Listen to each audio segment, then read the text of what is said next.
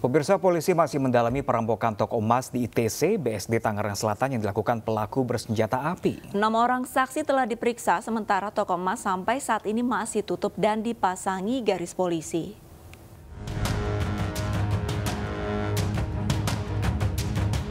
Pasca peristiwa perampokan toko emas di pusat perbelanjaan ITC BSD Tangerang Selatan, Banten, garis polisi masih terpasang mengelilingi lokasi kejadian. Polisi juga telah memintai keterangan 6 saksi, termasuk karyawan dan petugas security yang bertugas saat kejadian. Saat ini perkara sudah memeriksa beberapa saksi dengan 3 orang saksi dari karyawan toko emas tersebut, 1 orang saksi security yang sedang jaga pada saat kejadian yang melihat aksi pelaku, dan beberapa orang karyawan toko yang berada di depan toko emas tersebut. Sebelumnya, perampok bersenjata api tertangkap kamera CCTV di pusat perbelanjaan ITC BSD Tangerang Selatan, Banten. Dalam waktu singkat, pelaku langsung beraksi melepaskan tembakan sebelum akhirnya menggasak perhiasan dengan cara memecahkan kaca.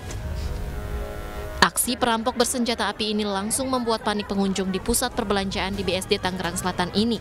Terlebih, pelaku sempat menodongkan senjata apinya pada karyawan toko emas. Terus ke sini, terus langsung nembak, langsung pukul itu, langsung ngambil sambil nodongin pistol. Tembak langsung. Berapa kali tembakan, Mbak? 1 kali. 2 kali. 1 kali. Yang diambil apa aja tuh, Mbak? Seinget. Kalung. Polisi telah menggelar olah tempat kejadian perkara dan berbekal rekaman CCTV, kini polisi tengah memburu pelaku. Tim Liputan iNews melaporkan. Satu keluarga asal kampung Haursea, Kecamatan Banyuresmi, Kabupaten Garut, Jawa Barat, harus kehilangan tempat tinggalnya setelah dirobohkan oleh rentenir karena tak sanggup membayar utang.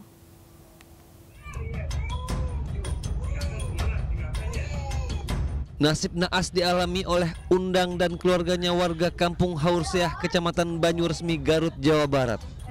Mereka harus kehilangan rumah tempat tinggal mereka setelah dirobohkan oleh rentenir. Perubahan rumah terjadi pada Sabtu 10 September lalu saat Undang tidak berada di rumah karena bekerja di Bandung.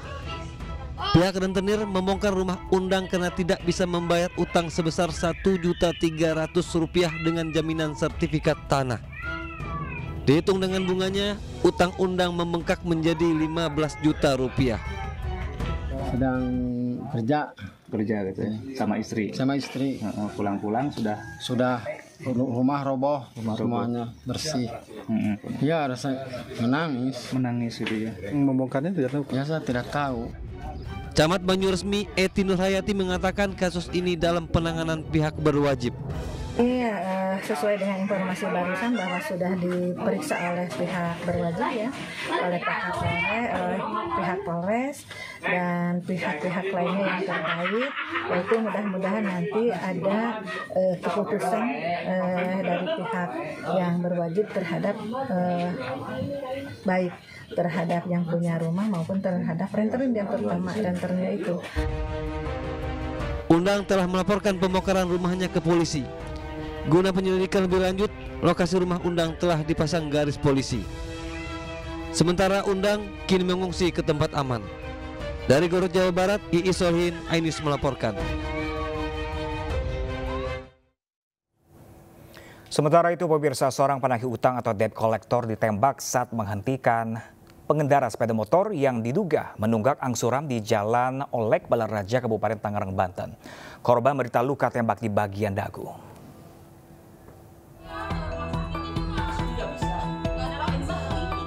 Penagih utang atau debt collector luka tembak di bagian dagu hingga tembus ke rahangnya. Usai ditembak pengendara sepeda motor yang akan dihentikannya di Jalan Olek Balaraja, Kabupaten Tangerang, Banten, Kamis 15 September lalu. Kapolsek Balaraja, Kompol Yuda Hermawan, mengatakan penembakan bermula saat korban bersama 3 rekannya melihat target yang dicurigai menunggak angsuran melintas. Menggunakan 2 sepeda motor, korban dan 3 rekannya penagih utang membuntuti target yang berboncengan sepeda motor dari Cangkudu hingga ke Jalan Olek Balaraja. Saat dihentikan, target langsung menembak korban yang akan mendekat. Usai menembak, target langsung kabur. Akan mendekat, diduga kedua orang tersebut yang mengendari motor berwarna hitam mengeluarkan sebuah senjata. Namun saya tegaskan ini senjatanya juga jenisnya masih diidentifikasi, apakah itu kategori senjata api atau kategori airsoft gun ataupun jenis senjata yang lain. Hingga kini polisi masih menyelidiki dan mengejar pelaku penembakan. Dari Kabupaten Tangerang, Banten, Aimarani, iNews melaporkan. Kita beralih ke informasi inspiratif. Pemirsa, seorang guru honorer yang bergaji Rp200.000 di Kabupaten Kediri, Jawa Timur rela memberikan siswanya sepatu, seragam, dan dasi pram. Nah, pemirsa, hal tersebut dilakukan lantaran tidak tega melihat kondisi siswa yang memiliki dasi kendur serta tidak memiliki sepatu, pemirsa, karena kondisi ekonomi orang tua yang kurang mampu.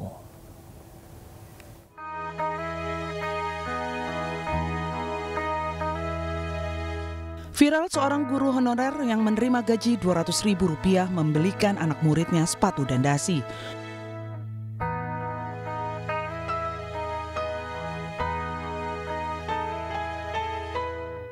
Guru honorer tersebut adalah Marga Cista, guru honorer Sekolah Dasar Tirulor 2, Kecamatan Gurah, Kabupaten Kediri, Jawa Timur, rela berbagi honornya yang Rp200.000 dengan murid yang kekurangan.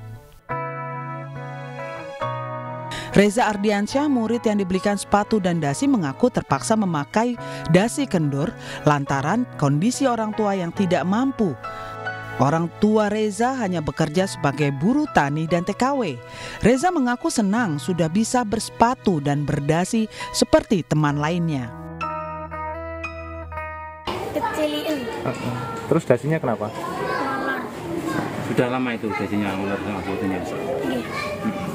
Terus memang sama orang tuanya belum dibelikan ya? Dibelikan. Marga Cista berharap dengan memakai dasi dan sepatu yang layak dapat memotivasi murid untuk lebih bersemangat dalam belajar sehingga kelak menjadi anak yang sukses dan membanggakan orang tua. Saya lihat udah waktunya ganti tapi tetap masih dipakai, jadi nggak tega gitu lihatnya. Padahal itu gaji dalam 1 bulan untuk jenengan, Pak? Ya nggak apa-apa, Pak. Jadi mungkin di sini kurang, bisa dikatakan kurang, tapi Tuhan ngasih rezekinya di luar. Marga telah menjadi guru honorer selama 1,5 tahun. Hingga saat ini sudah 20 siswa yang telah dibelikan perlengkapan sekolah, mulai dari sepatu, seragam, dasi, buku tulis, dan topi. Dari Kabupaten Kediri, Jawa Timur, Afnan Subagio, iNews melaporkan.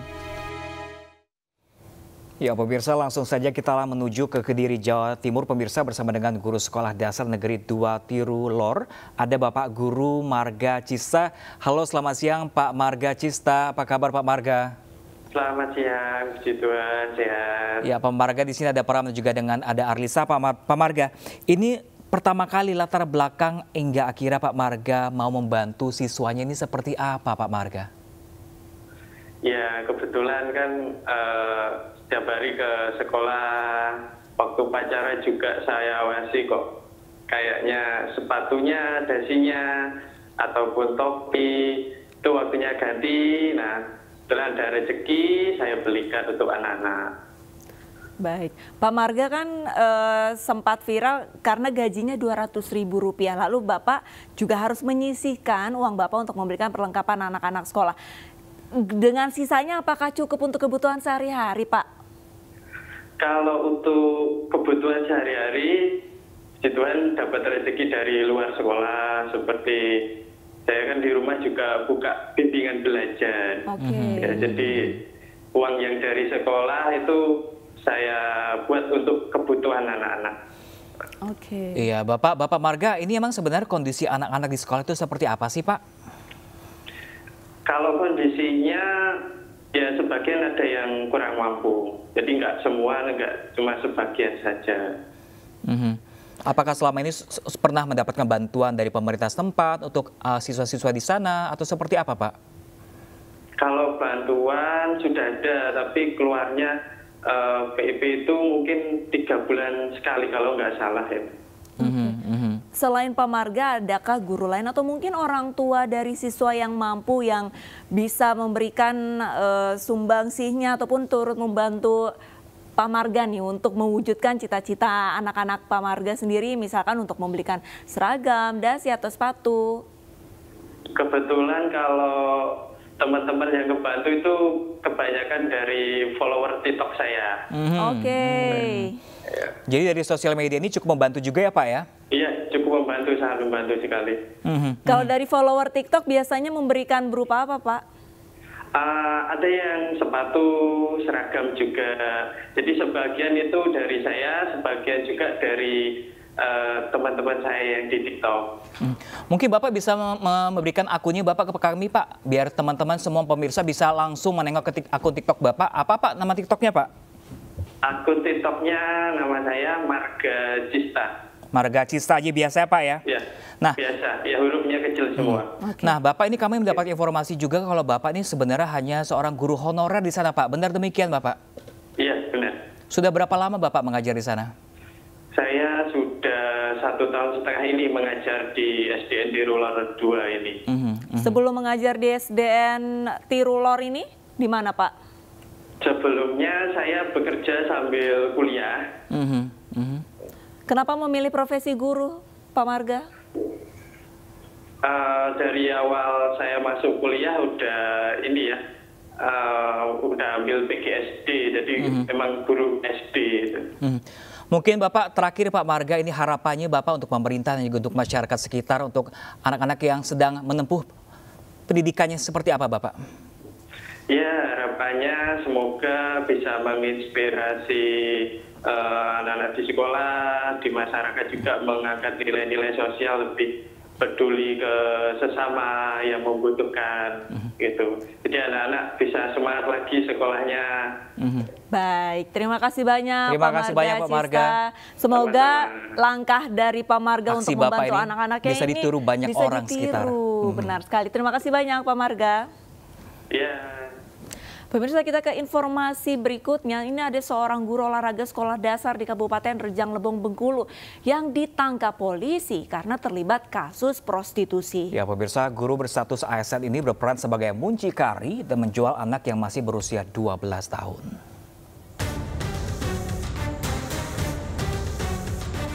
Anggota Satreskrim Polres Rejang Lebong menggerebek sebuah rumah yang dijadikan tempat prostitusi. Di lokasi tersebut polisi mendapati seorang anak berusia 12 tahun yang sedang melayani pria hidung belang. Pemilik rumah sekaligus muncikari merupakan seorang guru olahraga sekolah dasar berstatus ASN di Kabupaten Rejang Lebong, berinisial SA berusia 54 tahun. SA dan pria hidung belang berinisial TA yang menggunakan jasa anak di bawah umur dibawa petugas ke Mapolres. Kasus ini terungkap setelah polisi mendapat laporan dari masyarakat yang resah terkait aktivitas prostitusi di rumah SA. Kepada polisi, SA mengaku menjual anak di bawah umur dengan tarif Rp150.000 sekali kencan dan mendapatkan untung Rp50.000 sekali transaksi. Namun sebelumnya dikerjakan oleh si S ini, si anak korban ini pun sudah sempat dilakukan tindakan persetubuhan oleh pelaku S ini terhadap anak korban ini, dan itu sebanyak 3 kali. Ya. Lalu modusnya ini, si S ini mendapat keuntungan Rp50.000. Lalu untuk anak korban ini Rp100.000. Jadi total pengguna jasa ini membayar kepada pelaku S ini sebanyak Rp150.000. Menurut polisi, aktivitas prostitusi yang dilakukan oleh oknum guru SD ini telah berjalan 4 bulan. Pelaku menyediakan bilik-bilik di rumahnya dan ada 3 wanita yang dipekerjakan selain korban anak berusia 12 tahun. Akibat perbuatannya, pelaku terancam dijerat dengan pasal 88 Undang-Undang Nomor 35 Tahun 2014 tentang perlindungan anak dengan ancaman kurungan penjara 10 tahun. Dari Rejang Lebong, Bengkulu, Endro Dwirawan, iNews melaporkan. Pemirsa, ratusan warga di Jombang, Jawa Timur tidak mendapatkan BLT. Informasi selengkapnya akan kami hadirkan usai jeda.